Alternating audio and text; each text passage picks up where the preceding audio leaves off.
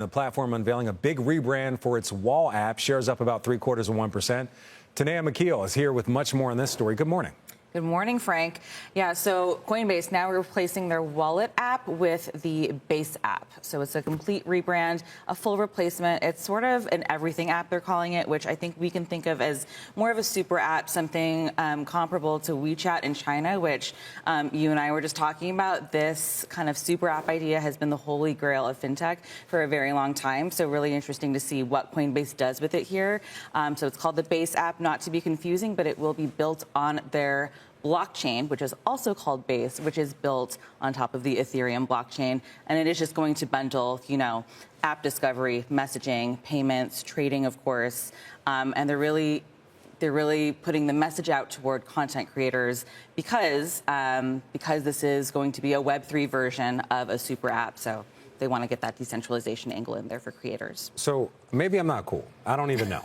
But you look at, I think it's either Cash App or Venmo. They have like a social component to it where you can let people know who you paid and put little emojis and comments. There's been other companies that have tried, other versions of super apps. Elon Musk has kind of teased it. Facebook. Right. We saw Walmart kind of get into payments and try to do some things there. Why does there seem to be so much consumer resistance to this idea, at least in the U.S.? Because you mentioned in other countries it already exists.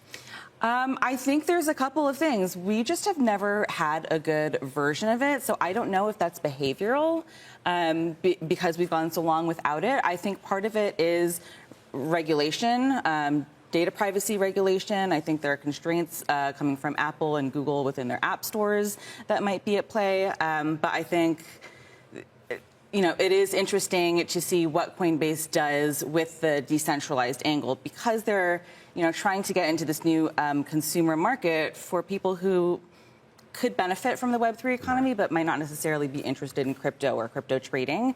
So I think that's why they're focusing on creators. They're saying, you're able to control your data and your content in whatever way you want. You do not have to be held to whatever rules the algorithm wants. We'll see. I just don't know. And you know what? Shares are a little change. I think it's going to be really interesting to see what Wall Street says about it because every time I talk to an analyst that's bullish on Coinbase, they're really excited about this Base blockchain.